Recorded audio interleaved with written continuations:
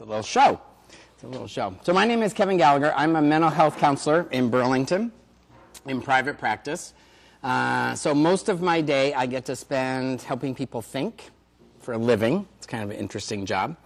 I'd like to think I cure people or fix things, and I can do neither of those things.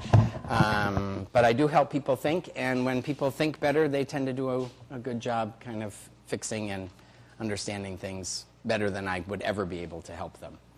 So this 4-part series that Hannah's House put together is on parenting, and we've talked about the internet, we've talked about sort of families that just have a lot of stress.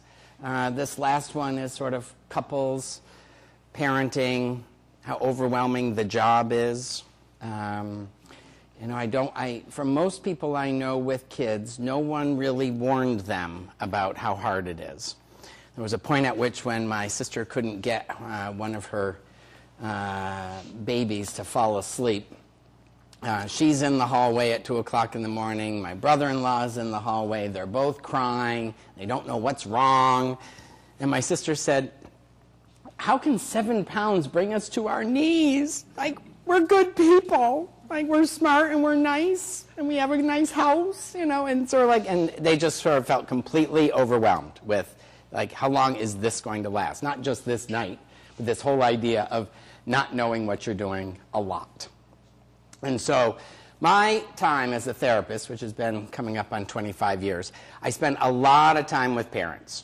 And I spend time with parents, married and divorced straight people, married and divorced gay people, couples that aren't married but have kids, couples that have kids but many of the kids are from other people during their lifetime. Single people who chose to have kids on purpose, single people raising kids by accident, you know, death or disappearance of the other spouse.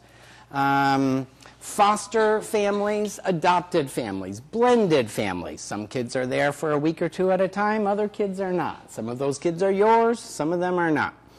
Then you have grandparents raising their grandchildren because their parents have not been able to for some reason. You have siblings raising each other. 25-year-old finishing up the last couple of years on the 14-year-old. Parents maybe have been deceased. You have people who got surprised at the end. I talked to a woman recently in her 70s, and she said, "Someone left me a kid in their will, some distant relative." And she's like, "I didn't even know them. You know, but I think they picked me because I probably had more money than anybody else. But I'm 74, you know, and it's like, well, I guess you'll be starting up again, you know. And so there are lots of ways people become parents.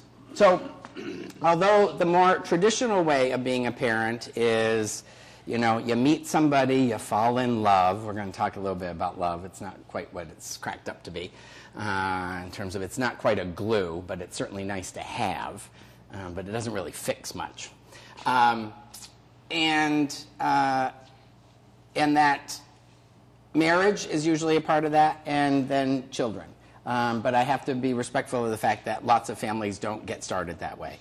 There might not be marriage, and kids can come from all different places these days. So I'll be trying to talk mostly about parenting and the impact it has on adult relationships, whether that other adult is a partner, a spouse, a sibling. You know, my mom was a single mom. I think she relied a lot on her 8 sisters for help, sort of like, I think those were her her spouses when one of us kids wasn't, because sometimes we were spouses too.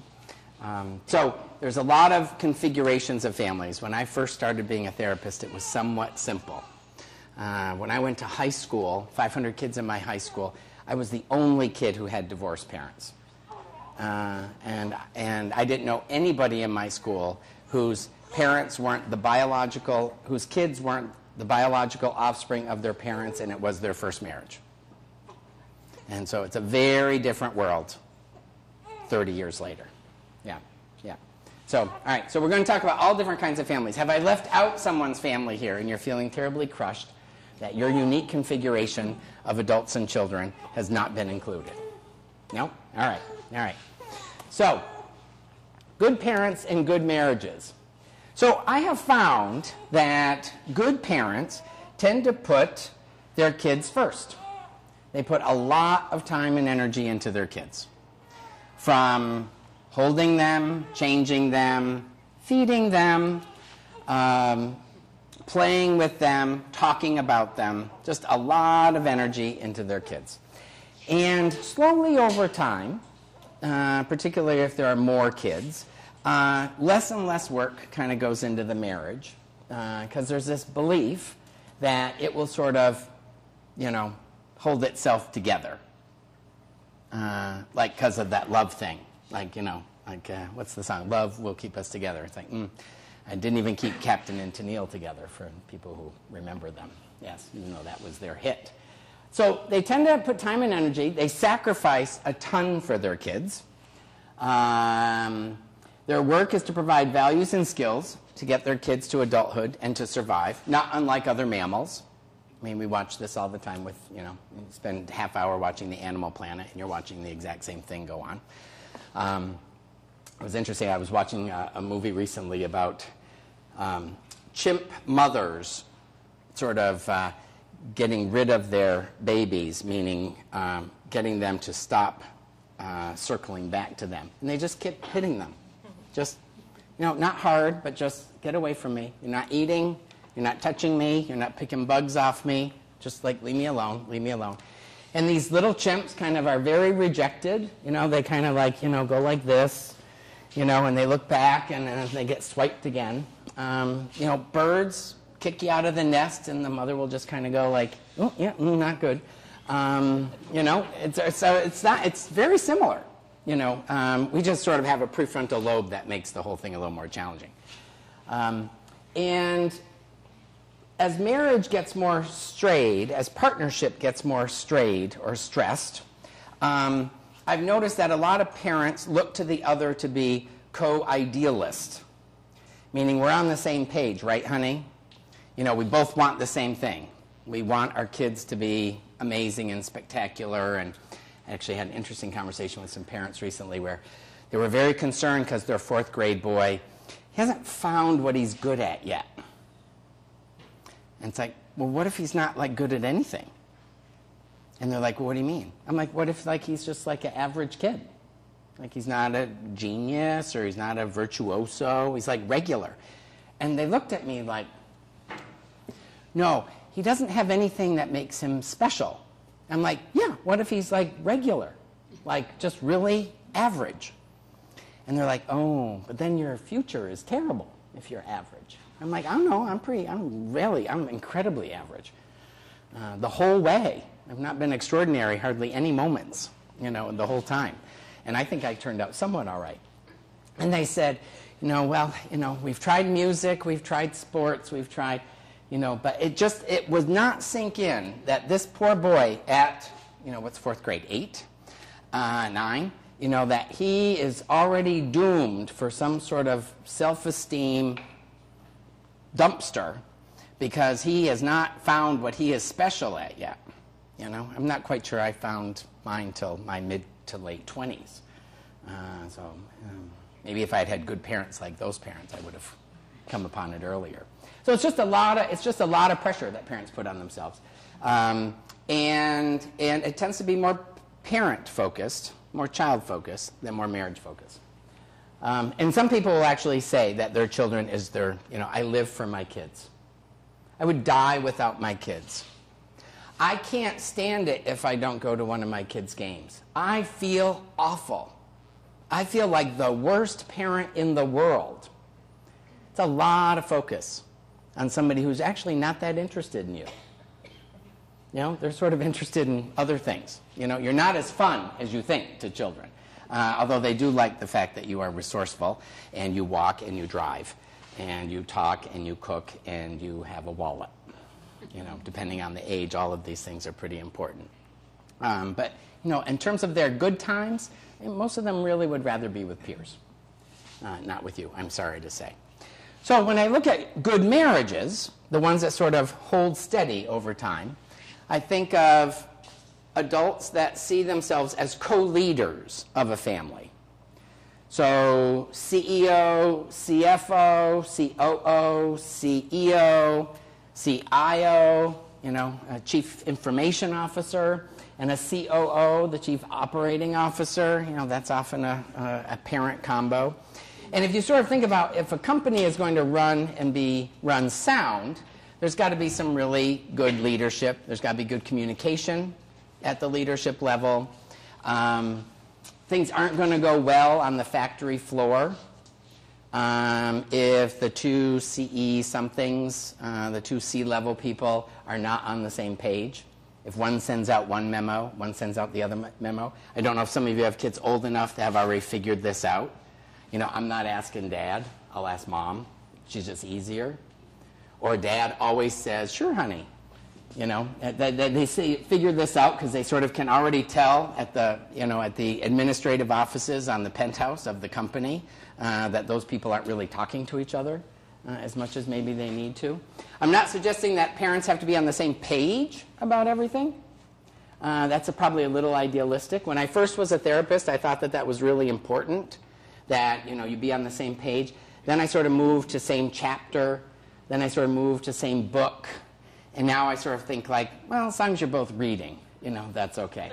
Because I think the difference of having parents with different opinions and different ideas about things, it makes the co-leadership more stressful, but I think it brings more richness to the company, to the family, as opposed to everyone agrees at the leadership level, everyone agrees. Because sometimes, if you think of a company, sometimes a company is having a hard time, and one person has a brilliant idea, and another person has a lousy idea. Neither know which one's going to fly. But if everyone only has one idea, the company is at more risk. So I'm much more appreciative of the differences that couples bring to the work. Good marriages value adult time more than children time. I am shocked, and hopefully I won't insult anybody here, that the number of kids that are under 10 that stay up till 10 or after, and the parents say they don't want to go to bed. And I sort of think like, what about make them? I recall sort of saying, I won't go to sleep. And my mother would say, I don't care. Just get in that bed, keep the light off, and don't come downstairs again. I hate you. Good, go to sleep. Like there wasn't a lot of interest. I'll never give you another kiss again. I'll survive. Go to sleep. But it's sort of like, oh, she has such a hard time settling down. And, I'm thinking, for a good marriage, for a good company to run, and you're all tired, I'm assuming, if anyone's rested, I don't know how you're doing it. I'm surprised, actually, the world functions, given the number of bleary-eyed people that, run countries and companies and drive school buses and operate on people that are like this. Oh, my God, I didn't get any sleep last night. Yeah, I know, but they all go to work. It's, like, amazing. I'm so impressed with all of you. When your kid's up till past when you can keep your head up, then when is your adult time? When you're bobbing, your head's bobbing, and they're still playing and talking, it's like, okay, something's askew here. So really making sure that there is more time, and this is the hard part. This is a very hard sell. More time with the other adult than with the kid. It's a little antithetical to all the other mammals, but the other mammals are better at kicking their young out and letting them die if they don't make it. We don't like that outcome. They also don't keep them around for 22 years. They start working before that. So we're a little odd, but I do think that we stand a chance in terms of good marriages making good families, good partnerships making good families, when the adults actually spend more time together than they do their kids. You can spend time with your kids and together, but how do you do that so that your kids know you're there, but it's not about them, it's about you? You know, where your kids are like, you know, why do we have to stay here? This is like so boring. It's like, because this is my time, you know, and you can just go find something to do if you want, but we're not leaving till I'm ready. I ran into a woman at a diner I hadn't seen in a long time, and she was just leaving with her two daughters, 12 and 15 maybe. And so she said, oh, I'm going to stay and have a cup of coffee with you. So the 15-year-old was, of course, horrified that like we had to wait longer. So she went out and sat in the car with her phone. And the 12-year-old is like standing next to her mother, while her mother's drinking coffee, saying, Mom, when are we going to go? Mom, when are we going? And she's like, leave me alone. Like, go somewhere, anywhere, play in traffic. Like, do something. Leave me alone. It's like, I know, but Mom, like, what am I supposed to do? And it's like, I don't care about you right now. You know? So she went outside and bugged her sister. I mean, why wouldn't you if you're 12? But, you know, I sort of thought, like, oh, this mother, like, this is rather impressive. Like, she's actually sort of saying, my time is a little bit more important than yours. You'll get yours, but you don't get all of mine. And I think when kids learn that early enough, they actually listen to the leaders in the family more readily. I think kids are less likely to listen, you know, the kind of listening that's usually we really are making our point and we want them to hear it. That it's harder to listen when the whole world's been about you. Because you sort of know on some level, oh, the world's still going to be about me. I just have to work on them a little bit harder for a little bit longer. All right, work on a greater understanding of self in relation to the other, in terms of, you know, all right, this is an example from this morning. I sat with a couple. The wife is rather unhappy with the miserable, god-awful mood her husband brings home every night from work because he hates his job. And so she just wants him to not do that anymore, you know. And so, of course, she thinks because she says that he should stop. He thinks she should just be more understanding, you know. And then, you know, then everything would go fine for him. Well, the two things going on, there's little effort so far. I shouldn't say that. There's been some effort, but not much. They are often very focused on what the other should be doing in order to make the marriage and the family smoother. And I'm suggesting that you are wasting your time if you're trying to get your partner or spouse to change. You got who you got, and that's it. You didn't marry a project, you married a person. And after about the age of about 8, no one is really interested in being told who they are and what they do and how they should change. 8's usually about the time where it's like, I don't really care about your opinion anymore. It'd be so much better if you cleaned up your toys before dinner. It's like, I don't think that's a good idea at all. But you'll be so much happier if you have time watching TV after dinner because then you won't have to clean up your toys. Yeah, I'll work on that in my own time. I'll do it my way. You know, a little before that, you can kind of trick them.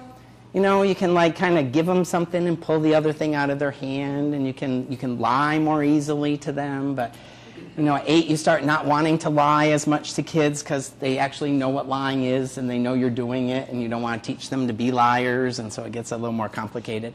And so, you know, to have kids in charge so much, I think is making it hard for them to be better listeners to parents, to the C-level people, the chief level. And working children are areas of responsibility, not a reason to live.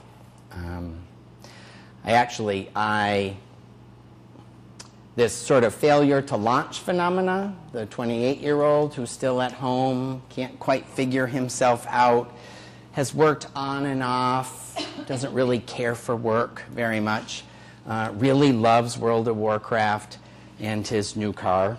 Parents are exhausted, frustrated, feel like failures on some level because other people's kids are doing things and Theirs is still down the hallway.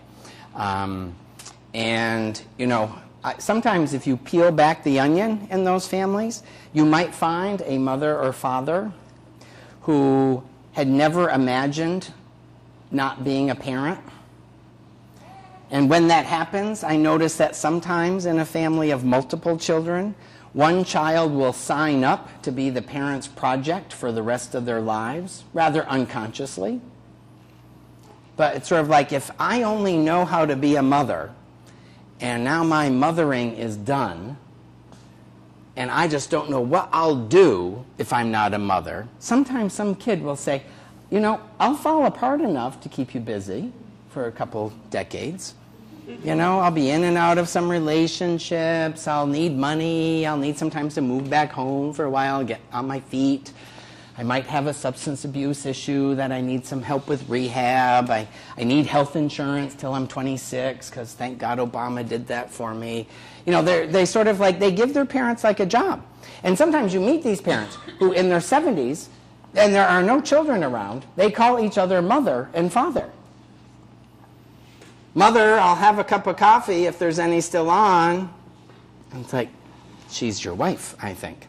So I encourage parents to not call, it's a little odd, but I think it's effective in the teen years, which everyone gets to eventually, that you don't reference your spouse as mommy or daddy. You call them your wife or your husband. Yeah, why don't you go ask my wife? Yeah, well, I'm going to talk to my husband later and see how it goes. Because it reminds them that sort of like, your relationship with us is not our relationship with each other. We are not mommy and daddy. In fact, we weren't even husband and wife at some point. We were like John and Mary. We had like names, you know, before we had pronouns.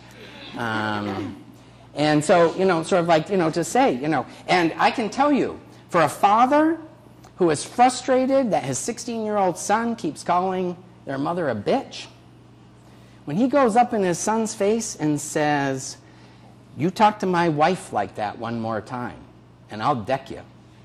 And if I ever talk to your girlfriend like that, you deck me. And all of a sudden, she's not mom anymore. It's my wife. And don't you talk to my wife like that. You know?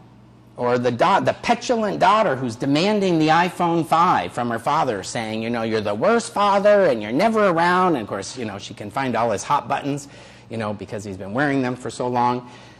You know, and for a mother to step in and sort of say, who do you think you're talking to? That is my husband. Get out of here. I don't even want to listen to you. It's pretty hard to say, oh, you know, it's like, it's kind of, so I think if you start young, you know, and I don't think, you know, a 3-year-old, it would be that hard for them to know who you mean when you say, why don't you go ask my wife? What's your wife? Your wife is that woman over there. You mean mommy? Well, she's your mommy. My mommy is Graham. So I would encourage, I think it keeps the leadership tight. That there is us, and there's you, and then there's all of us. And we started this, and we're going to finish it. You will be here for some period of time, and then you'll go if we're lucky. But we started this. But the number of marriages that don't make it is staggering. First marriages, over 50% end in divorce. Statistics are anywhere from like 52 to 60. That's a big number. Second marriages, 67+%. Third marriages, 74%. So marriage doesn't even seem to be something that people get better at the more they do it. It's worse than piano. You know, you play the piano long enough, you will get some proficiency. This does not seem to be happening. Some of the reasons people say that the second, third, fourth, fifth, my father's been married 9, is that people are less willing to try the more they do it. So once they sort of hit enough potholes or speed bumps, it's like, okay, this is it. I've been there, done that. So the big try seems to be on the first marriage. But that's a staggering number. USA has the lowest marriage rate in its history, so people aren't even getting married. It was actually funny when Massachusetts, maybe, when they got gay marriage, was around the same time that Tipper and Al Gore announced they were getting divorced. And there was a big Time in Newsweek article thing about, is marriage dead in this country? Is it a dying institution? And I remember sort of thinking like, oh, as soon as I get it, everyone else is going to like bail on it. And so why do couples stay together? I have really no idea.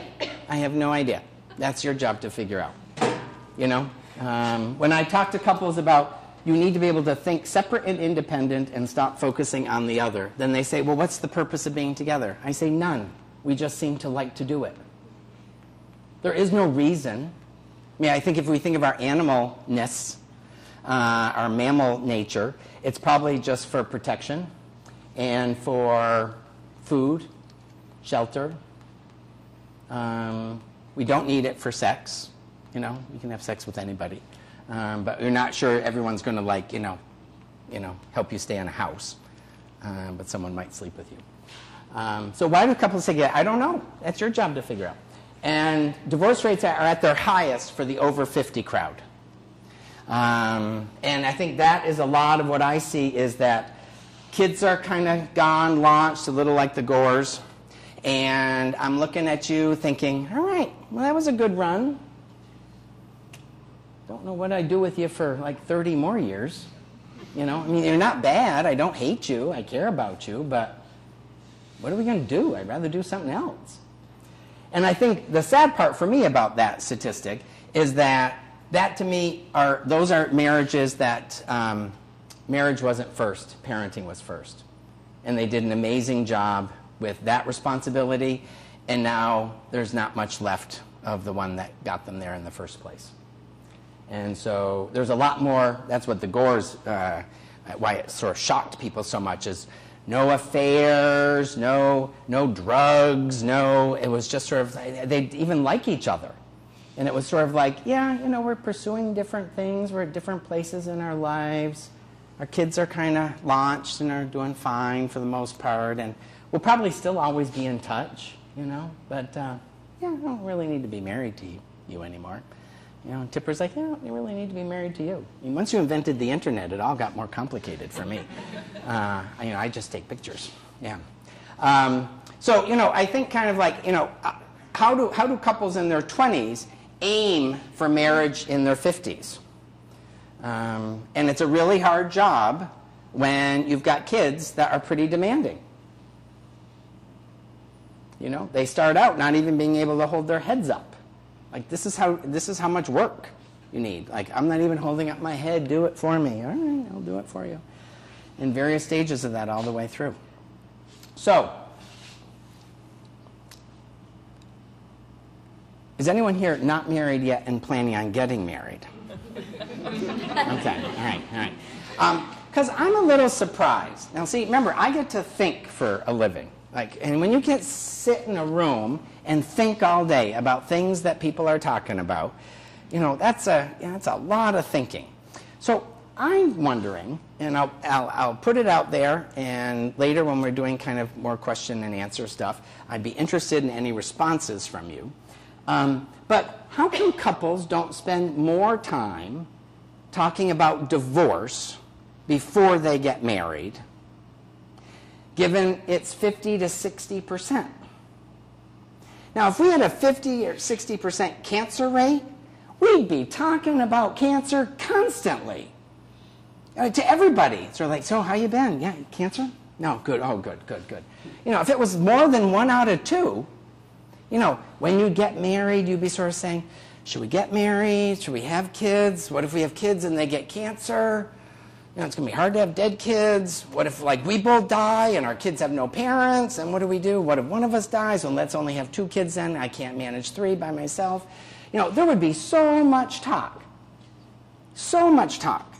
And so divorce is sort of like a cancer in a relationship. It's never fun. People talk about it as failure. I don't know if it's failure, but that seems to be how you folks describe it. I think it's a failure of something else. I don't think it's a failed relationship. But it's sort of like, how come couples aren't interested in talking about divorce all the time? It would be a great topic. It's not that hard to do. People fall out of love really easily. I have some friends recently that got divorced, and and all of us were kind of shocked. It was a whole group of us, and they asked me to call everybody to tell them because they were so upset about it. And so I called this one friend of mine, and she said, "So what's going on? Like, is one of them gay, or is one of them having an affair? Or like, what's going on?" And I said, "No, they said they just don't feel the same way about each other anymore." And she said, "Oh, I'm so sick and tired of hearing that one." She's like, "I don't feel the same way about my husband as I did when I married him. That was a long time ago." She said, "Some days I actually think he's more work than he's worth." But she's like, what do people thinking they're supposed to feel the same way about their spouse, like the whole way? She's like, that seems really unrealistic. And then she said, when I think about it, how do I even know my own husband is happy in the marriage? How do I know he's not having an affair? How do I know he's not feeling done with me? She said, you only know 50% of your marriage. And she said, and with 3 kids and 2 dogs and a job, I hardly even pay attention to my 50%. So now what she has in her house is the walk, as her husband likes to call it. Because something will happen, the walk. So she'll say, because there's no privacy in a house with 3 kids and 2 dogs, especially when her oldest is 15. And so she'll say, we need to go for a walk. And the kids will all be like, oh, something's wrong, Mom and Dad are going for a walk. But she said the walk is when I'm either frustrated about something with him, or I feel like there's something that's not working with the 2 of us. And it's just a walk, there's a 2-mile loop around their neighborhood. And she said it's just a way to sort of connect. Like, I am so furious at you, and I don't like being so furious with you, or ever since you took on this other job, I don't see you as much, and I spend so much of my day not being able to stand the fact that you took on this extra project, and it's getting in my way. And so they do the walk. And so actually, the kids, surprisingly, this is like several years later, the kids, I think, have actually come to appreciate the walk because I think they realize their parents are working on their marriage as opposed to working on them. I'm much happier working for any company where I think the leadership is in good shape, like each other, and are interested in the whole company, than I am somebody who comes down and visits me on the factory room floor and tells me good stuff and gives me a certificate and rubs my back and makes me breakfast. I would rather have them upstairs doing a really good job. And I don't know if you've had that experience either in your own marriage or your own family, or you've seen it in other families, that sort of like when there is very tight leadership, kids tend to be calmer. Kids get a lot more anxious when they sense that something's not quite right up above. And there's not a couple that doesn't bicker, squabble, shoot mean, nasty faces at each other, raise their voice. And kids are always kind of looking, sort of like, is this a sign of something? Is this good? Is this bad? If that's balanced with a lot of alone time, no, we're going out to dinner and you're not coming. Why? I love going there. It's not yours. I'm taking my wife out to dinner. Yeah, I know, but I want to come. No, I don't care. I don't care that much about you. I care about you, not that much. Not that much. So I would talk about divorce at least monthly. 50-60% chance. If you had 50-60% chance of cancer, you'd be talking about, really, honey? Another Diet Coke? Really? Are you sure? What if that causes cancer? We don't know. Because most couples don't know what causes divorce. Everyone sort of says, oh, if my husband or if my wife slept with somebody else, that would be it. I would say the majority of couples in my practice that have dealt with infidelity have not gotten divorced. It's a deal breaker if you want it to be. I had a couple split up because the husband found out the wife had gotten a credit card on her own, had the bill sent to work, had a $300 credit limit that she had maxed out, and he said, I am not going to live with this kind of deceit and betrayal. That's what I did. I'm like, are you guys having like financial issues? Like this is like the straw that broke the camel's back? No, they had been married 20 years. They had 3 more years left on their mortgage. I'm like, oh my God, how'd you do that? You know, they had kids, bang, bang, bang. You know, one was in college, 2 were in high school. They both worked. They had good jobs. Finances were not an issue. It was straight up betrayal and deceit. You know, and it's like, wow. You know, I know spouses that are constantly checking their spouses' phones when they're in the bathroom or asleep to see if they're texting somebody or sexting somebody. Like, you know, can you imagine doing that in a company, breaking into one of the other chief executive officers' office to go through their file cabinet and see what they're up to? You know? But we want to know. We want to know. Because we somehow think that that will keep our marriage. And it's like, no, that will actually sink it really fast.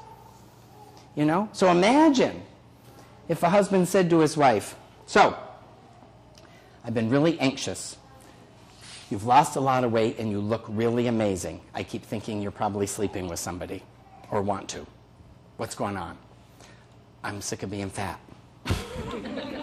I know, but honey, like, face it, you look really different. So I looked at your text messages and your emails. You did what? You know, imagine if that wife sort of said, well, you must have gotten yourself very insecure. So was it helpful to look at that stuff? You know, do you feel better? Well, there were a couple of numbers that I didn't really know, and sort of like, you want to call them? You know, it's sort of like, you know, I'm interested in long-term and svelte. You know, so it's sort of like, you know, but if you're freaking yourself out, you know, but does that typically happen? No, that would be the basis of a fight. You don't trust me. You know, I'm sick of this. You know, you're so damn insecure. You know, I don't even want to talk to you now. I'm putting a password on everything in this house. You know, I mean, that's usually the common reaction. One of my favorite stories was I heard on VPR many years ago. It was Valentine's Day, and so in between the news and whatever was coming on next, they had some Vermont author read a story about love that they had written. And they were all like 1 or 2 minute stories. And this one woman from southern Vermont, so she's telling the story of how she was at a McDonald's for her daughter's birthday party, and the girls were all in the ballroom, room with all the balls in it. And she was kind of picking up, and she sees this man having lunch with what she assumed was his son. And they were sharing French fries, and they were laughing. And she said, I just kept looking at them sort of thinking like, now that looks like a father who is really enjoying lunch with his kid. And the sharing fries and everything. So she said, I realized I was staring for quite a while, and I actually knew who he was. I had gone to high school with him. So she said, I went over and introduced myself. And he said, oh, yeah. So, you know, I remember you.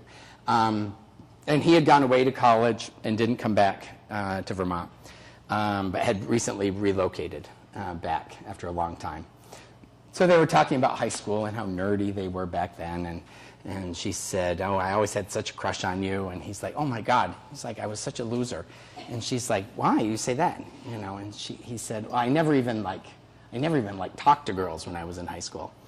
And she said, you always had a date. And he goes, I always brought a girl to a dance. I didn't date anybody. And you could ask any of those girls. I didn't even talk to them that whole night. So they were laughing about how funny it is to be, 14, 15, 16, and how foolish it is. So, nice to see you. So this is the story she's telling. And so she said she goes home, and she finds over the next couple of days she's become completely obsessed with him. How would my life have been better if I had married him? What would our lives be like? He seemed so sweet, and he was so good with his kids. My husband would have been yelling at the kids at McDonald's, and he hates McDonald's, and that's where she wanted to go. I didn't even invite him to her birthday party because I didn't want to listen to him. and here's this dad that's like wonderful. So she looked up his address and drove by his house to see where he lived, and the house was perfect. And she even called once, but then before it started ringing, she hung up because she got nervous if the wife would answer. And so after about a week or so, she realized that she was completely driving herself nuts and that she was having this total affair that wasn't one, and that she felt so guilty and so awful and like the worst wife ever. So after the kids go to bed, she sits her husband down, and she said, I immediately started crying. And he said, what's the matter? And she said, I have something to tell you. So she tells the whole story that I've just told you. And he smiles, and he said, I remember when I used to make you feel like that. He said, isn't it like an amazing feeling? He's like, I'm so happy you got to feel it again. And she's like, I know, but don't you hate me? And he goes, why? I mean, are you going to like leave me and marry him? And she's like, no. And he goes, yeah, I'm not so worried. He's like, I remember that feeling. We used to feel that way about each other, And she said, in that moment, she knew she had married the right guy, not the guy from McDonald's, But I don't know many husbands that would have responded that way. Insecure, sure, but I don't know if we trounce people with our insecurities, they feel better and like us more. I mean, this husband's attractability, like he became gorgeous to her in that one statement. I remember when I made you feel like that. Isn't it an amazing feeling? Remember? And why don't people do more of that? I think because they're tired and stressed and often aren't very marriage focused. And that was a guy who was not worried. If we make it good, if we don't, okay, we'll figure something out. I'm just going to keep doing my part, to the best of my ability, which sometimes is shaky for all of us. All right, the big disconnect. If couples fall in love, how do they lose their way? This love thing.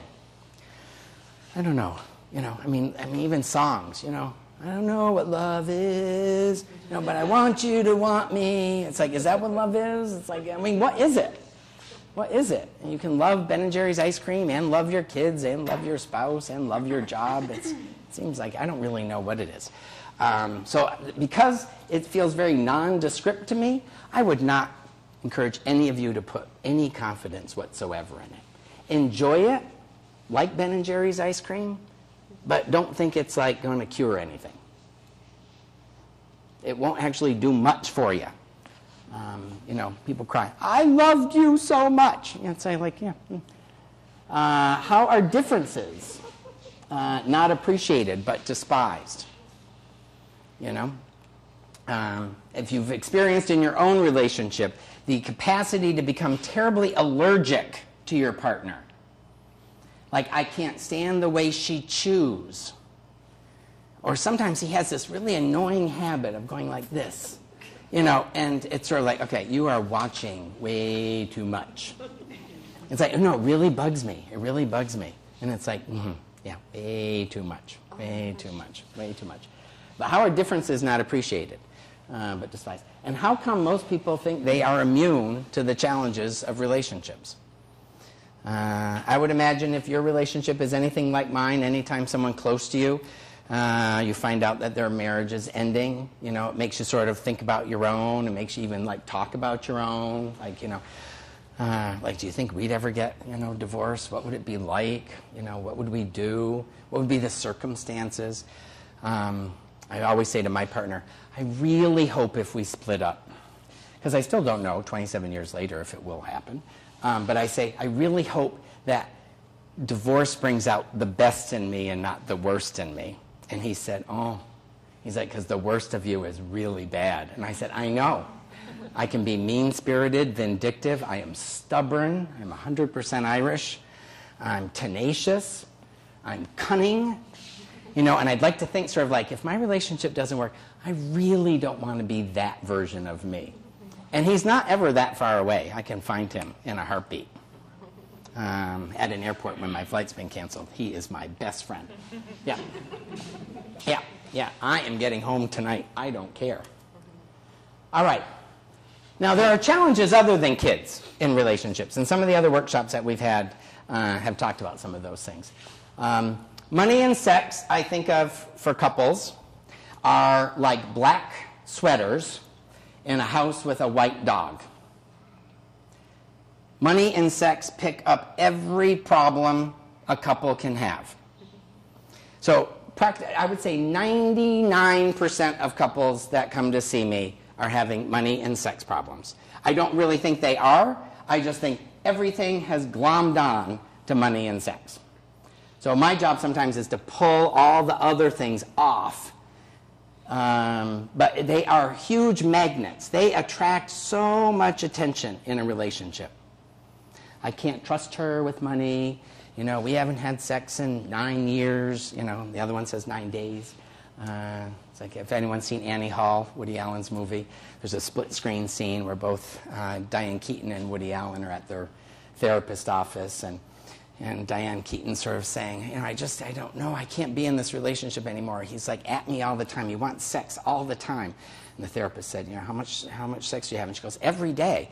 And at the same time, Woody Allen's talking to his therapist, and he's like, you know, I'm in a completely sexless marriage. We never even touch each other. We're not affectionate anymore. There's no intimacy. And the therapist is like, you know, how often do you have sex? And he's like, you know, every couple of months. You know, yeah. And so we're like, okay. Yeah. Neither's lying, usually. That's what it feels like from both sides. But usually no one's lying. So money and sex, which we put at the end too, because they're that popular. Substance use, illness, health, families and in-laws. Families are huge stressors. I remember once when I was in India doing some work, I had lunch one day with a bunch of female graduate students who were doctoral students in the psych program. They were becoming psychologists. And I asked them about arranged marriages. And they all said, here, these are you know, mid-20s, very attractive, very bright, very interesting. You know, they're part of India's, you know, new wave of success. And they said they prefer arranged marriages, which kind of shocked me, because that seems like so, like, out there as an American. And I said, what do you prefer? And they said, oh, they're not like the old days where like your parents would like pick the person you marry and then you have to marry them. But your family finds a suitable partner for you and then you date them. And if you don't like them, you don't have to marry them. But they really want you to like them. And marriages go better when parents support them. And I think that's very true. And I notice in my own extended family, I notice the little jabs that people make about their in-laws. You know, your mother's a piece of work. Or, you know, that wife of yours is not much of a housekeeper, is she? Do you end up having to do most of the cleaning, honey? You do, yeah. Yeah. She must have had a mother who did all the cleaning. You know, very subtle, but sort of like, I want to let you know, I think your other side sucks. Yeah.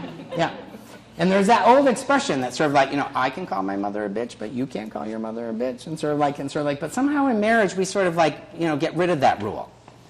You know, your father is a very mean person. My father? I don't think he's that mean. Oh, come on. You know, and like you're going to argue with somebody. You know, so worst case scenario is when the couple actually will unify their forces against a family member. Let's both hate my father. And say, okay, that is not togetherness. That is not togetherness. And families are pretty important. Extended families are really important to the survival of a marriage.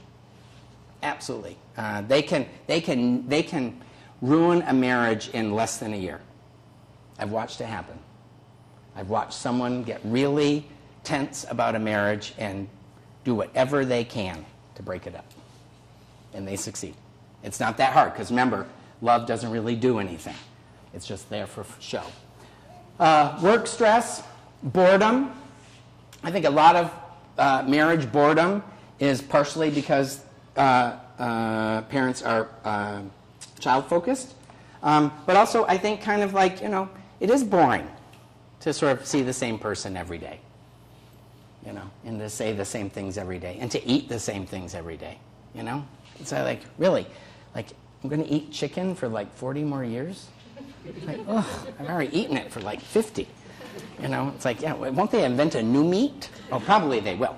It'll be GMO friendly. Infidelity. I would like to go on the record as saying if any of you are interested in looking at infidelity in affair literature, there is a lot written. And I will tell you right now, in a summary of all the literature written, when an affair occurs in a relationship, it is never about the person being cheated on. It is always the person doing the cheating.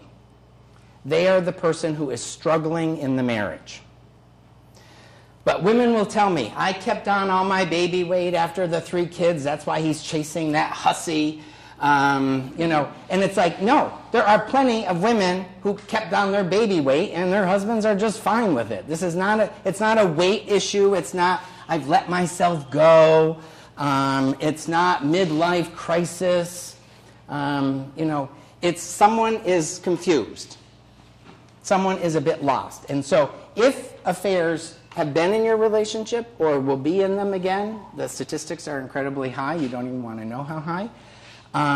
Can you have a relationship where things like that get talked about as opposed to have it be a wrecking ball? Can you not take it personally if you're the one being cheated on, but see it as my partner is lost? That he or she has gotten themselves confused and they have to figure it out. And if I can stay out of the way, it will probably go better. But usually we don't stay out of the way. We want to fight for it or end it right now and take her to the cleaners or take him to the cleaners. Love, I thought, was supposed to handle all of that. It clearly doesn't. So if you have been cheated on, it's the other person who is struggling.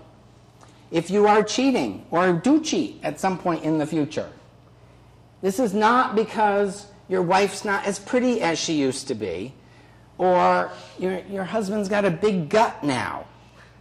These are not reasons. These are not reasons. We like to pretend they're reasons, but they're not. Because there are people with big guts that are happily married. This is how we know it's not true. Because big guts are all the same. I mean, if you put them all on the line, they'd all look the same. You probably wouldn't be able to figure out which one was yours. Yeah. All right. Infidelity, money, and sex again. All right.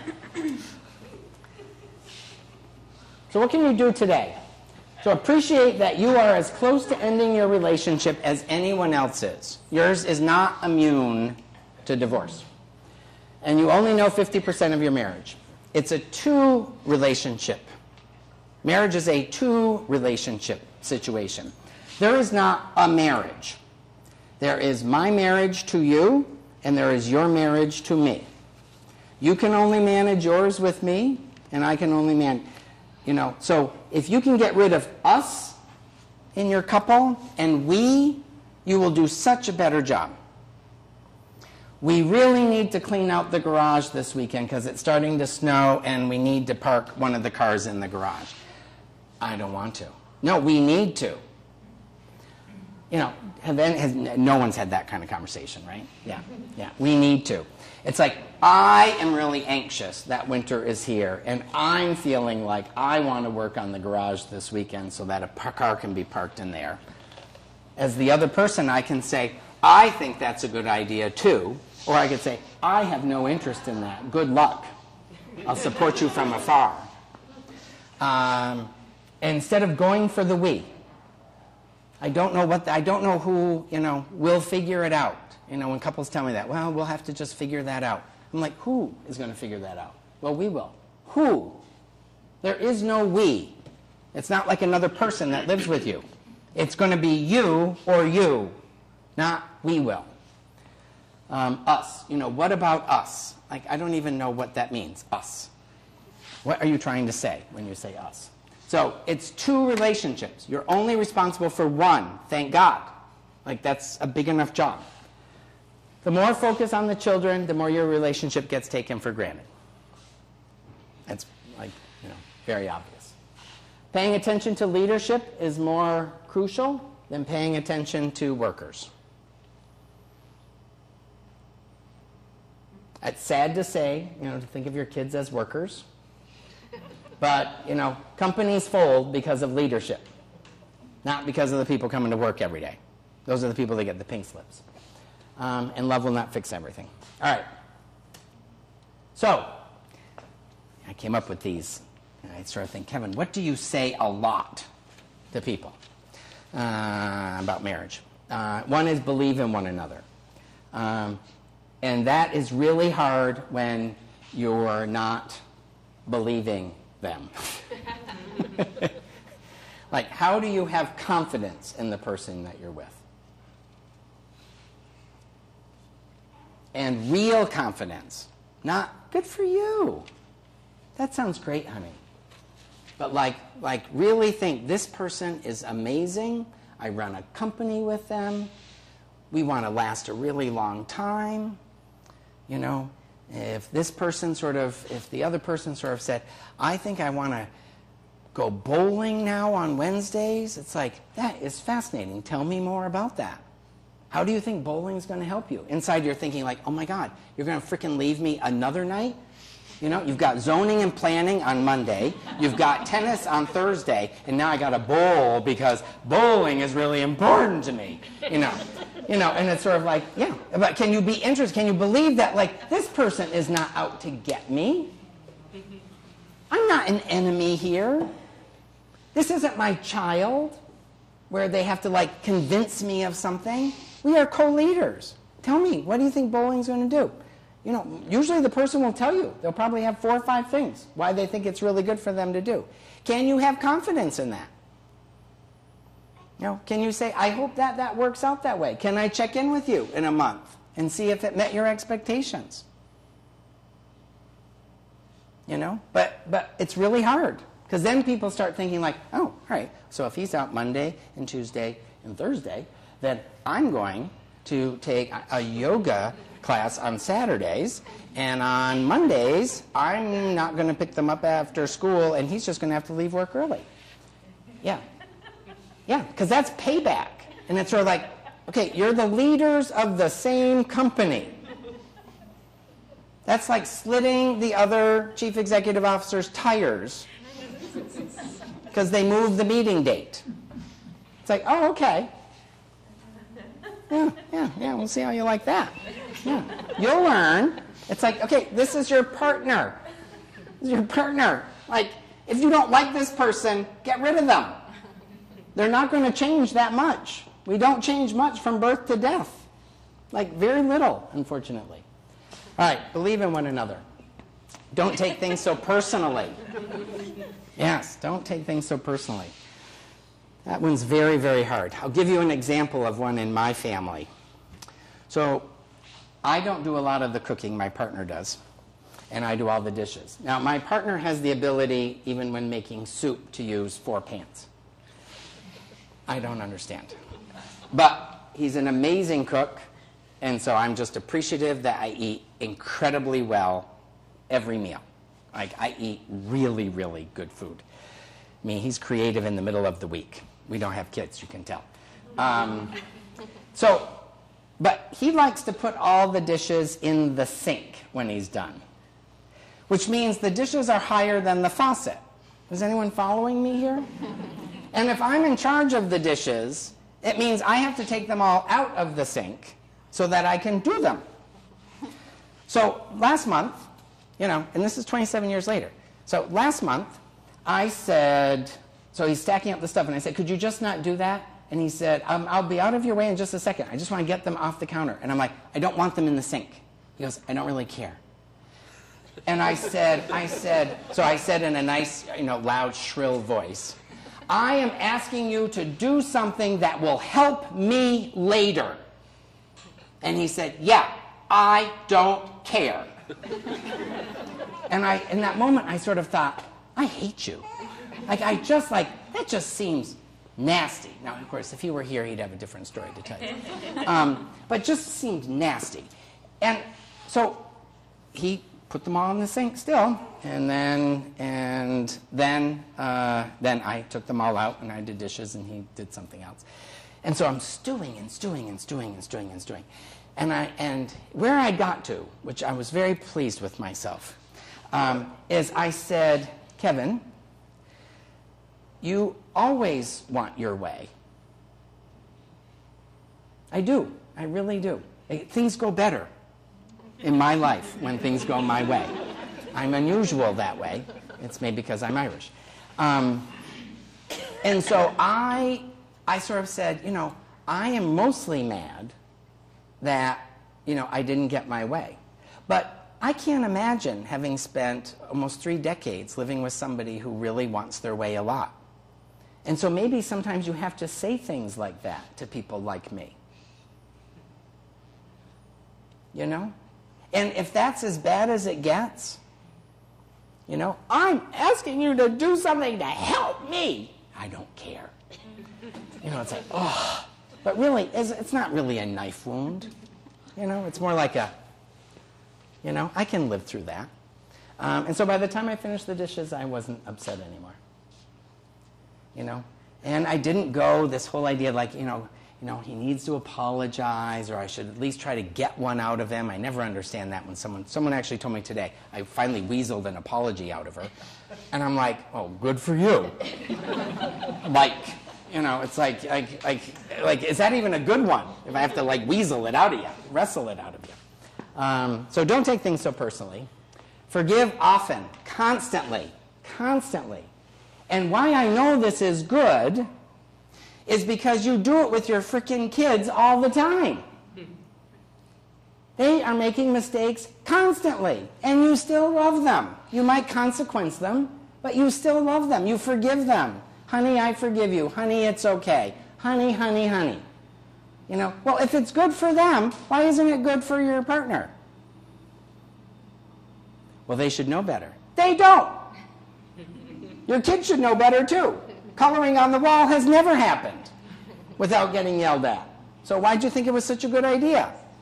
So forgive often. And forgiveness, if for any of you who sort of have a spiritual bend, even a Buddhist bend, forgiveness is an act for the forgiver, not the forgivee. When you don't forgive, you carry a heavy heart. And so when you forgive, and you don't even have to forgive verbally, you can just forgive. Like doing the dishes, sort of realizing I'm really difficult. I should expect that from time to time. Do what I want. No. Really? Kevin, you're not old enough to have figured out that you're not going to get your way all the time. But I didn't have to say, I forgive you for your hateful comment that you made downstairs and how you made the dish process last 10 times longer for me, but I forgive you. Sometimes it seems like we want some sort of bonus points or credit for forgiveness. It's no, it's just for you. So forgive often, you'll be happier, you'll sleep better. Don't keep score, lot of score. And again, you don't keep score with your kids. Talk to parents whose daughter has now totaled their 3rd car. Yeah. I said, is she getting another one? No. We're going to let her drive one of ours. We think buying her another car is not a good idea. And in my mind, I'm thinking, oh, you're buying another car. It will just be one of yours. Yeah. She doesn't pay a lot of attention. I've met her. She's very nice, but she likes her phone. Don't keep score. Resentments are awesome. So, of all the feelings out there, I really love resentment. Because resentment is 100% in my control. All my other feelings seem to be connected to other things. My dog gets run over, I'm sad. I can't not be sad. And I can't not be mad at the person who hit it, even though I know it's an accident. It's sort of like they're so complicated. But resentments usually involve me doing too much and then being mad that either I didn't get something back in the exchange or I did too much. And so if I have the ability to control how much I do in life, then I have complete control over my resentments. 100%. Like, that's amazing. I can't get 100% control over any feeling or situation in my life. You know? So, you know, when someone says, you know, can you bring me to the airport? I'm like, what time's your flight? You know, 5:30 a.m.? No, I'm not bringing you to that. Well, I brought you to the airport the last 4 times. This is a neighbor friend of mine. And I said, yeah, I don't care. And she's like, well, this doesn't seem fair. And I said, well, this is how it's going in my head. If I get up at 4 to take you to the airport on a work day, I'm probably going to resent you and find some way to get back at you. Because that's how resentments work. You know, she guilts me into it. I say fine. I make her pay in some way later. Like, this is how we operate as people. And so I said, I will end up being like, I will not be a good friend. And she said, all right, well, then I'll just take a cab. You know, and I sort of thought, like, you know, anytime I cannot do something that I will resent, I am a better man for it. But we tend to make other people responsible for these things. But resentment is 100% yours. If you feel resentment about something, you did it. No one did it to you. No one ran over your dog. You did. You ran over your own dog. Now you're mad. All right, friendships. Friendships make couples very tense. You know, husbands don't like their wives going out with the girls because they're all like get naked, dance on bars, and sleep with college students. Yeah, women don't like men to go out together because that's just not right. It's just not right. They'll drink too much. You know, they'll be jerks. They'll be jerks, which is true. I mean, when men pack very differently than women pack. The number of college women that tell me my boyfriend is so sweet unless he's with his friends, and then he's a jerk. And it's like, yeah, there is something about the packing of men. But friendships are critical. And I noticed that because so many parents are child-focused. Marriage is second. Oops, my job. Marriage is third. And that's even a stretch. That they don't have a lot of time for friends. And I actually think friends are probably incredibly valuable, right up there with families. And I think it's okay for men to have female friends and for women to have male friends if they want. If you're that insecure that your wife loves one of her male coworkers, then you should never have gotten married. Because she liked you and you're male, so obviously she has good taste. And if she has found a friend that she likes and finds useful, that would be good. Similarly, women, if your husband sort of talks about this woman at work who he has lunch with all the time and he really enjoys talking with her, you know, you shouldn't have gotten married if you were worried about that. Friendships are really useful. Really useful.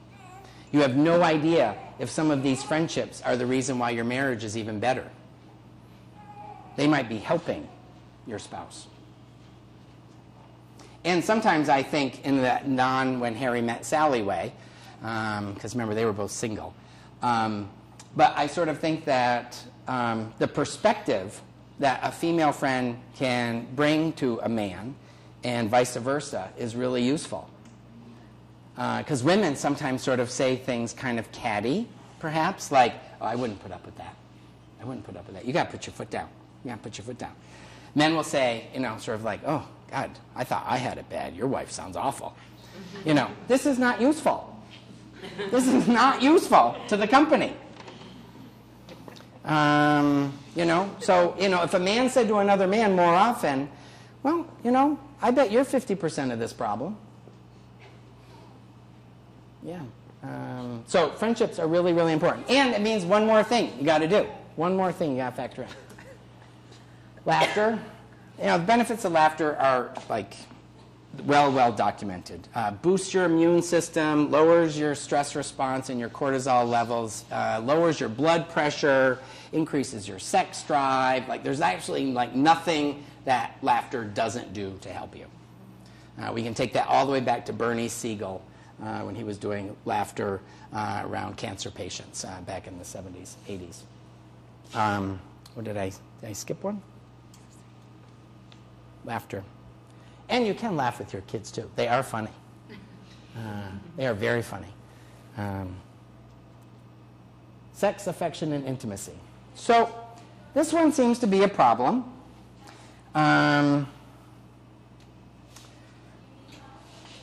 So some people are body sexy, and some people are mind sexy.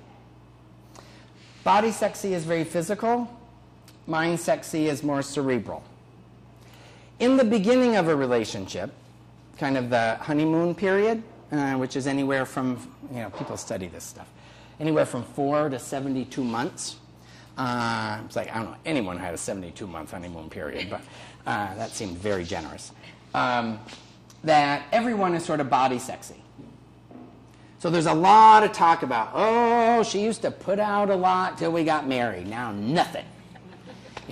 He used to be interested in me all the time. He couldn't stop touching me. Now he sleeps in the chair downstairs. I don't even see him some nights till 3 or 4 o'clock in the morning. Nothing. It's a wasteland here. I'm not getting any touch. And so what happens is that we revert back to our body sexy or mind sexy, after our honeymoon period. And people sort of think like they've had the rug pulled out from underneath them, that someone tricked them. I mean, actually, people think this. Like, people will sort of say, I feel like I got duped into this. And it's like, no, you didn't. So you have to first remember that everyone starts out body sexy, but not everyone is body sexy. Finding time for sex when you're tired and have kids and privacy and everything is more complicated. Mind sexy people need more getting the mind there. Body sexy people need 10 minutes. They don't even have to be naked. Like, it's just like, we could just do it now. Which I am a big advocate of. Quickies are really good for couples. The idea of, like, we're going to have a special night. I mean, talk about a setup. We're going to have a special night. Get a sitter. Oh my God. I mean, I have performance anxiety when people tell me these stories. And are we going to drink? It's like, oh, that will even make it worse because I'll get tired. It's sort of like, or I'll be full. And sort of like, but we're going to get a sitter. And then, and it just doesn't happen, or it doesn't happen and it's not any good, or it's mechanical. And it's like, it's not supposed to be an event. It's not.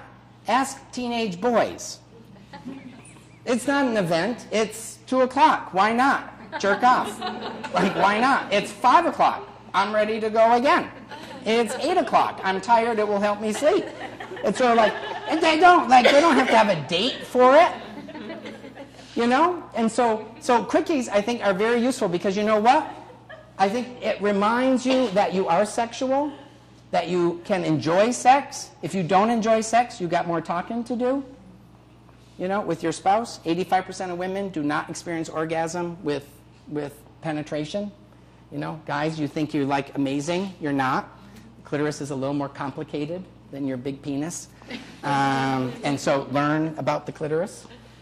Women, if you're sort of saying you're fine and you're not fine, shame on you. You should have a rockin' orgasm as often as you can. He will work on his, trust me. So, make sure yours gets attention. And I think quickies make a lot more sense for 2 reasons. One, men post-coital, the period after ejaculation is called the refractory period, and it's when men are their nicest. Their voices are deeper and they resonate more calmly. They are sweet. They aren't necessarily always like trying to do something. Women kind of calm down and actually are interested in some cuddling and kind of asking questions like, I think we should go to the Cape again this summer. We haven't been like 5 years. And it used to be so much fun when we used to go. Oh, but it's so expensive. I know, but let's think about it, can we? All right. I mean, the guy's a little more interesting post-coital. Women sort of like has his attention. That's kind of necessary. Get your head in the game. A lot of women, I had a couple last week where the husband said, I feel like my wife sometimes has sex with me even when she doesn't want to. And good for her. She said, sometimes I do. She's like, I'm entitled to. She's like, because sometimes I don't want to have sex with you, but I feel like, well, you poor guy. And so I do. And then I actually have a good time. But I'm entitled to have sex even if I don't want to. You're not like taking it from me. Well, that's not a lot of fun for me to know that you're just putting out because, you feel bad for me. And she's like, I think you should be pretty happy that I put out because I feel bad for you. She's like, because I do feel bad for you sometimes. But she said, but sometimes, most of the time, once I get going, I'm good. That I actually, I'm in it. And I got my head in. And I'm not sort of thinking about, I was going to fold clothes, and then I was going to try to call so-and-so, and I'm supposed to, email so-and-so about the blah, blah, blah. I can actually, get into it, which is why I think quickies can be useful. There was a great article several years ago on Playboy about the value of quickies in marriages, and it was an excellent article. And I actually read Playboy for the articles, being gay. It's not that interesting a magazine. But the idea is that sort of it accomplishes the same thing. It's a form of connection. It's a way to make touch more accessible. The number of couples that tell me, my wife's doing the dishes or something. I go out, I put my hand on her back, she arches it. He's like, that is just a complete buzzkill. Why do I even I'm not even going to bother to touch her anymore. Or the wife who sort of says, my husband will be laying in bed and he'll cuddle up next to me and he'll try spooning and then he'll get an erection and then I know what he wants and I just have to push him away. And the husband will sort of say, not every erection is I need to have sex. If my front is shoved up into your butt, I might get a little aroused. But I also need to go to sleep because I have to go to work tomorrow. Well, it feels like you want something. And, he'll be like, ask me then. Because I don't know if that's always what I'm looking for. So when you have women who are being anxious that touch is foreplay, and you have men that start feeling rejected a lot, that's the word they use. I feel so rejected. I've given up asking. I've given up touching. I've given up kisses. It's like, really? And this is the marriage you were hoping for? And so I think we have to be less tense about touch. So a lot of touch. Holding hands is still a good idea. Hand on knee, cuddling. A kiss goodnight never hurt anybody. There are some statistics that say couples who go to bed at the same time have better marriages than people who go to bed at separate times. When someone's staying up really late and someone's going to bed really early, it's another way you're not connecting. So how do you work on that? Well, I like to read and she likes the light off. And it's like, okay, well, work on it. Work on it. But I would encourage a lot more touch. A lot more touch makes you actually like the person more, which is why you touch your kids all the time. You rub their heads, you squeeze their little necks, you hold them next to you, you put them on your lap. What do you do this for? They seem to like a lot of touch. And do you like it when they touch you? When they stroke your face, when they pull your hair, when they don't necessarily pull your earrings or your chest hair? But sort of when they're just kind of touching, you kind of like that? Why not with somebody who actually has the capacity to even do better than babies? Like your co-leader.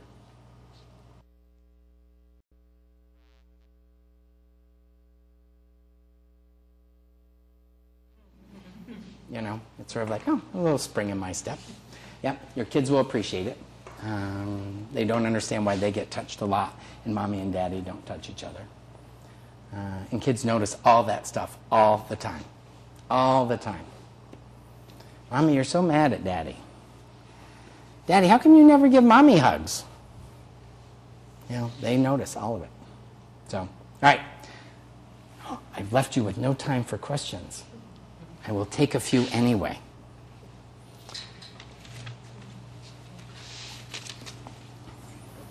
Any thoughts on why couples aren't talking about divorce all the time? Scared of it? Scared? Yes, I know, but if you were scared of cancer, you would be probably talking about it all the time. This is the month where everyone's getting scared of fuel costs for the winter. They're talking about it like every week. Well, maybe some people feel like if things are going well and you start talking about it, then it'll get worse. Yes, yes. This is what Planned Parenthood's up against when it tries to teach, safe sex and contraception. And if we teach about contraception, everyone's just going to want to have sex constantly. And it's like, I think people are probably going to have sex constantly anyway, so teach them about contraception. And sort of like, marriages are going to be in trouble from time to time. And so I don't know if not talking about trouble in marriage actually will keep us from having trouble. We might actually do a better job once we hit trouble. If you had a 1 to 10 divorce meter in your house, where 10 is, I'm filing paperwork, and 1 is, I'm pretty happy right now, thank you very much. That sort of like on a really tense day, you might sort of say, what's your number? 7. And be like, right. And you sort of think like, that's still a ways away from 10. Remember, your job is to keep your number in a good place. You can't get the other person to adjust their number. They have to figure out how to do that. But yeah, it is scary. It is scary. And yet it's happening constantly. Yeah, constantly. And you don't even get better at it. Second one. Yes? I think it's kind of lost its stigma a little bit. I mean, yes, people are afraid of it, but because it has become so common. So common. That it's not, it just doesn't have the stigma that it used to. Yeah. It's like the fall of fashion. Yeah, have you had your divorce yet? Yeah, right, yeah. That's interesting to sort of think about, have we made it such a neutral experience? That's like, oh, sorry, But I feel like, too, like you have such little time together as a couple where you could talk about something like that. Because your kids are always listening, even in the stairs when you think they're in bed. But, so when you have that little bit of time together, it's like hard to bring up a topic like, so, do you want to talk about divorce? Yeah. Or, I was thinking when I was in traffic that I think I would divorce you if you killed somebody. That's what I decided. I sort of thought, like, I wouldn't sleep really well. Did anyone hear Wait, Don't Tell Me, Martha Stewart, a couple weeks ago? She was talking about, she dated Anthony Hopkins for a while, and she wanted to invite him to her house up in Maine. But she said, I got really anxious because I thought, what if he, really is, that Silence of the Lambs guy? She's like, I know that's so dumb, but she's like, I sort of thought, I'll be up in that big house in Maine, and he'll be like, hello, Clarice. And so she's like, I'm embarrassed to say, I could not get that image out of my mind. And so you could sort of say, I think if you killed somebody, that would be hard, unless it was an accident, But if you, purposely killed somebody because you were really mad at them, I just don't know. So I think there's ways to talk about divorce that aren't I've been really frustrated with you in the last week and wonder if our marriage is over. That seems a little big. Yeah. A 20-year-old client today said, what do you know about throat cancer? I said, nothing. And he said, I'm wondering if I have throat cancer. I'm like, why? Because it's kind of itchy. Yeah. Doubtful, but don't ask me. And so you don't have to be worried all the time that divorce is imminent. But to sort of talk about, if you hear an interesting piece on the radio about divorce, if you read something about marriages and relationships, how do you bring that up? How do you not have only just this much time? Yeah. Leave me alone. Go beat each other up in the other room. Yeah. I'm not that interested in you right now. One day, when I was at my sister's, she has 3 9-year-olds, and when they were about 6, one of them said, Mom, if we go to bed right now, will you read to me? Or are you not my mother anymore? Something like that. And she said, I'll read to you. So when she went upstairs, I said to my sister, I'm like, what's that about? She's like, oh my God, she hears everything. She's like, one night they would not stay in bed. And it was driving me nuts. And I just said, look, stay in bed. I am done being your mother today. I am done. I'm not doing any other mother thing for you. So stay in bed. And she's like, and she will not forget it. So she asks me all the time, are you still my mother? Are you still my mother? But yeah, just done. Like, how do you just like get rid of your kids? Yeah. And take advantage of even quickie conversations, right? Quick. You know, they'll be out, you know, the game will be over. Quick. Let's talk about something kind of meaningful for 5 minutes. Versus, you need to stop at the store on the way home. It's like, really? Really? Really? At the CEO level, you should be having more meaningful conversations. Yeah, yeah. But diapers, formula, who's going to get up tonight, the garage, you know, yes, they're all the have-tos. They're the ADLs, activities of daily life. But they're not that interesting. They're not interesting enough to keep someone married. You know, unless you're all about the task. You know, but then you better have found somebody who's also into the task. Yeah, good shopping. All right, any other comments, questions? I'm just anxious about keeping you past your time. Oh, I was just going to say real quickly, I saw this variant so funny to what we're doing here.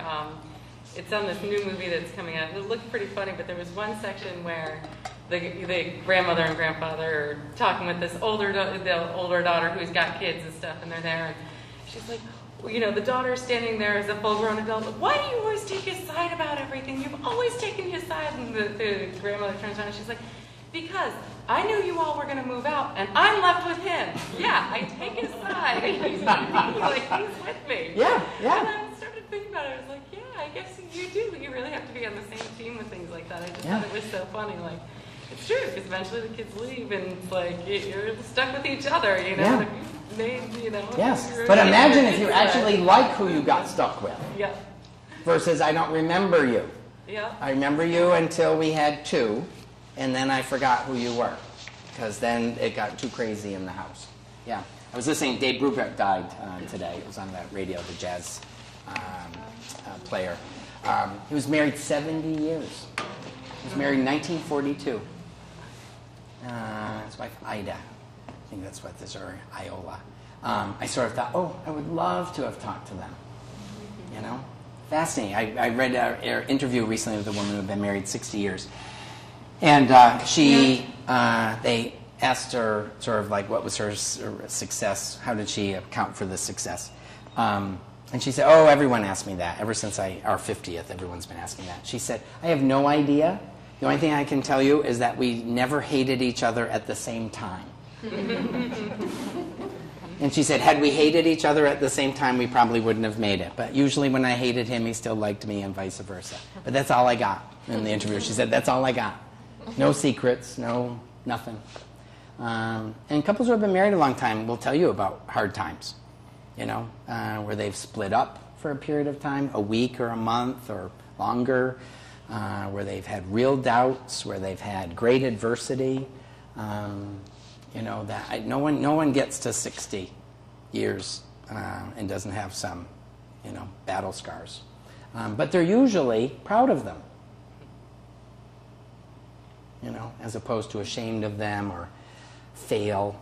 I mean, you're not really going to, I mean, unless your spouse has some really troubling problems, you're not going to get much better than what you got. You know, this is why affairs are so popular. It's like anybody who you don't have kids with, who you don't pay bills with, and who you don't, you know, have to smell their poop in the bathroom, is really good. Is really good. Like, how could they not be? You know, and then when they say things like, oh, your wife just sounds like she doesn't understand you, it's like, oh my God, it's like you're in my head. You know, it's like, well, like that's hard for someone to say. You know, I'm this sweet, sensitive guy, and my wife is just, she doesn't understand you the way I do. You're right. You know, like, I mean, it can't get better. Like, I mean, an affair better be good. Like, it shouldn't be like your marriage. But the thing is that, and especially we see this like in countries like France, where someone will have a mistress, a man will have a mistress for 30 years, and end up with another mistress because that mistress has become like his wife. And it started demanding and mad and hurt and, I'm sick of this. And so then he needs somebody who's sort of like, these women don't understand you the way I do. And so, they don't get, those folks don't get to kind of appreciate their battle scars. And, a fantasy ought to be pretty darn good, and so I think that's why they're so popular. But you're not likely, I'm sorry to say, looking at all of you, you're not likely to do much better than this. So settle in. Settle in. This is it. This is it. The other guy or the other woman might look a lot better. They're not that much better. They're extraordinarily ordinary, like you. Yeah, there aren't really great ones out there. Soulmates. No. The one. I have a friend, he's 50 now. He's still looking for the one. Last summer I said to him, what about the two? Because you're having a really hard time with the one. It's unbelievable. Like, he'll be talking to a woman at a bar, and I'll come over and start talking, and, she'll like me better, because I have more personality than he does. And then we'll get in a fight later on, and he'll say, what if she was the one, Kevin? I'm like, are you serious? Like, we're waiting for a table. Like, you really think the one? You never know where you can meet the one. The one could be anywhere. And I thought, this is why you're 50 and single. Because you just don't get it. Find somebody and work on it. So I want to encourage all of you, just keep doing this work. This is good work. But do parent work a little bit more. If you're 70, 30, 80, 20, kid marriage work, slowly get it down to 50-50, and then when you flip it over to the 60-40, that's when the goods will start happening. But it's going to be hard. You might be bored with each other. You might be nervous. It might be hard to introduce a quickie, in the laundry room. Do it anyway. The kids see your butt, so what? It's like, leave us alone. We're talking with our pants off. Just don't worry about it. Just don't worry about it. They'll be happier that you at least touch each other. Yeah. All right. Well, go home to your beautiful families. Thank you for coming. Thank you for coming to this series. Hannah's house was quite interested in doing these kind of programs. I had sent them off about 12 different ideas for workshops. They picked 4 of them. You've just had 4 of them over the last 8 months. For those of you who went to more than one, hope you had a good time. But go home and have a good time too. Yeah, thank you. Thank you.